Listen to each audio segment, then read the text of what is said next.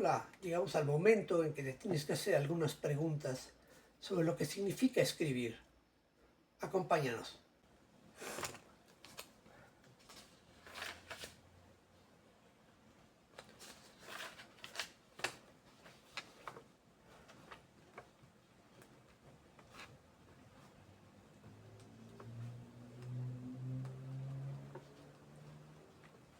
Así es como se ve un escritor.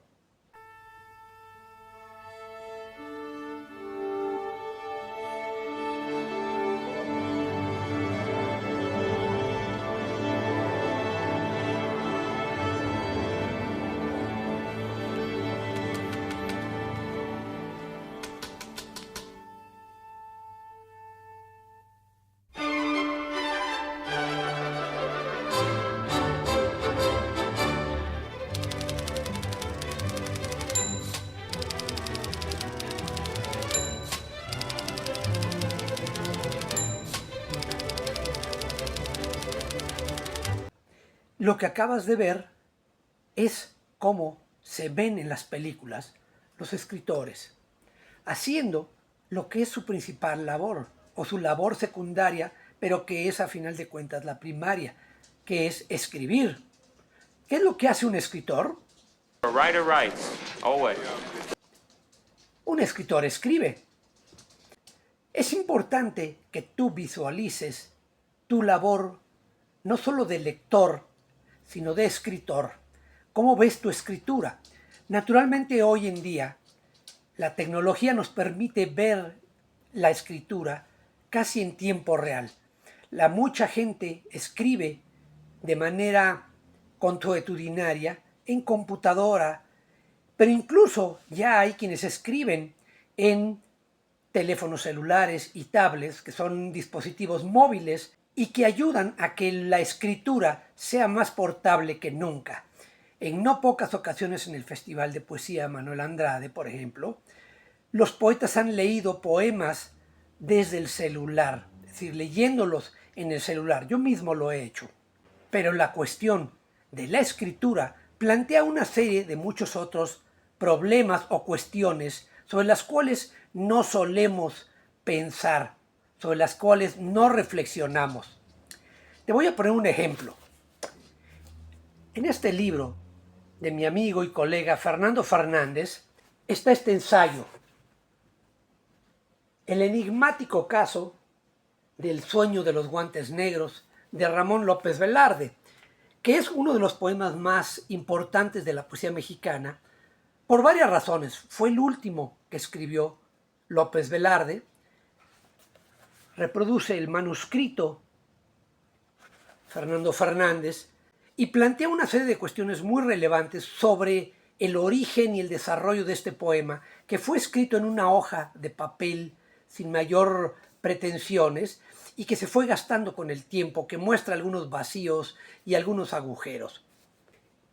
En alguna parte del prólogo o del estudio introductorio a este libro, hago un señalamiento que es importante, y es que la historia de la literatura no solamente son los libros terminados, publicados, concluidos, también son las ediciones terminadas, propias y de otros, los libros que tenemos en nuestra biblioteca, que tenemos marcados, subrayados,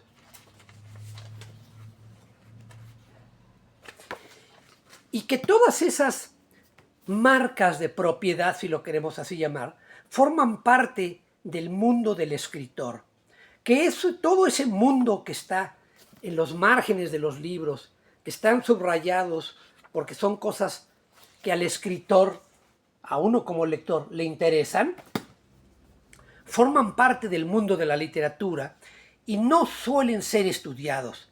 No se suele pensar que eso proporcione alguna información sobre el quehacer del escritor.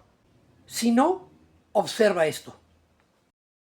Bach's writing desk had a great impact on his calligraphy. In my attempt to reconstruct his posture, I encountered several problems, which eventually led to surprising insights. His writing desk hasn't survived, so the question is what it looked like. How can we find out? Let's start by looking at his scores. It is 70-20. We are in Köthen, and Bach is calligraphing a fugue for solo violin. At the top left, we witness an accident. Liquid has spilled onto the paper. We may wonder what it was. Was it water? Eminent Bach scholar Christoph Wolff supposed that Bach preferred consuming brandy while composing. But maybe it was beer that foamed here over his counterpoint. The shape of the stain and the possible cause of the tumbling tell something about his writing table. A stain will form differently on a flat table than on a sloping surface. If we compare other accidents spanning 3 decades, we can observe a pattern. The constants are, it starts at the top, there is movement to the bottom right, which then has extensions to the bottom left. Esto que acabas de ver es un video muy interesante que plantea una serie de cuestiones importantísimas sobre la más grande figura intelectual, artística, que ha dado Occidente. El artista al que yo más admiro, junto con Ludwig van Beethoven, que es Johann Sebastian Bach. Y lo que tú habrás visto en este video que extraje del canal de su autor, plantea una serie de preguntas sobre la escritura de Bach, sobre su escritorio. Y esas preguntas también nos hablan mucho de quién era él, de cómo procedía en su trabajo escritural. Empezamos este video con una muestra de cómo los escritores hoy en día trabajan en las máquinas de escribir. Te puedo mostrar esto.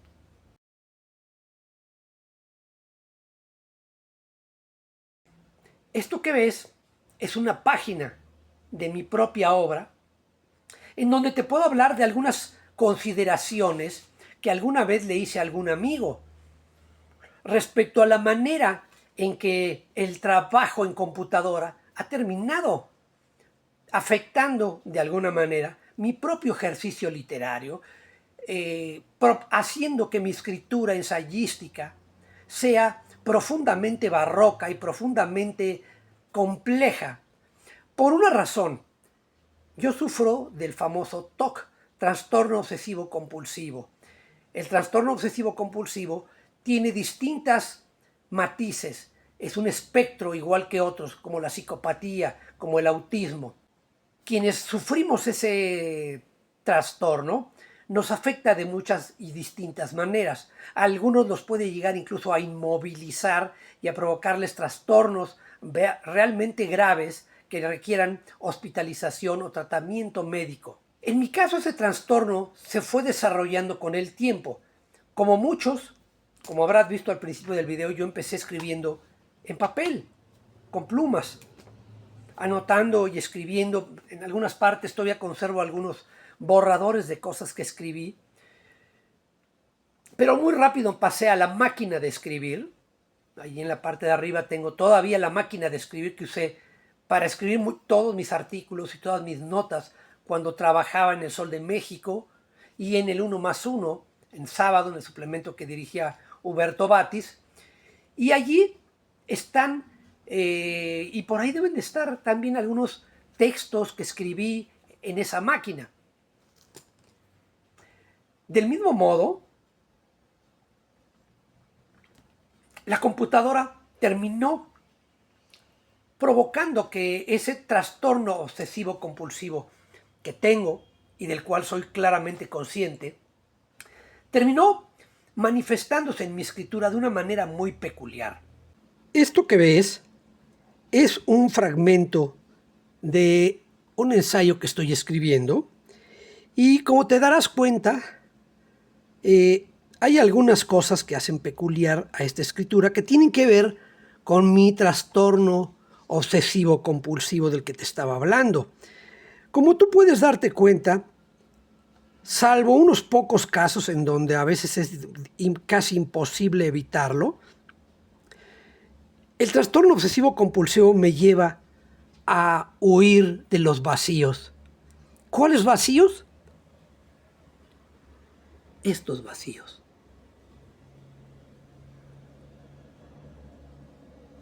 Esta clase de espacios que normalmente aparecen en un texto, aquí puedes ver otro ejemplo, puedes ver estos vacíos que están marcados por ese punto, pero que abajo, en las partes de abajo, desaparecen.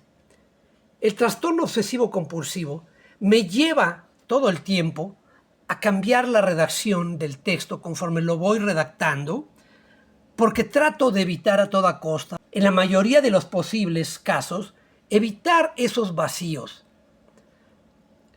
A pesar de que, por supuesto, cuando el texto se edita para una página en internet o sobre todo para un libro, pues es irrelevante cómo esté el texto escrito originalmente, porque tiene que vaciarse en un molde distinto. En el caso de internet es el template, como le llaman, el formato electrónico donde el texto se va a colocar.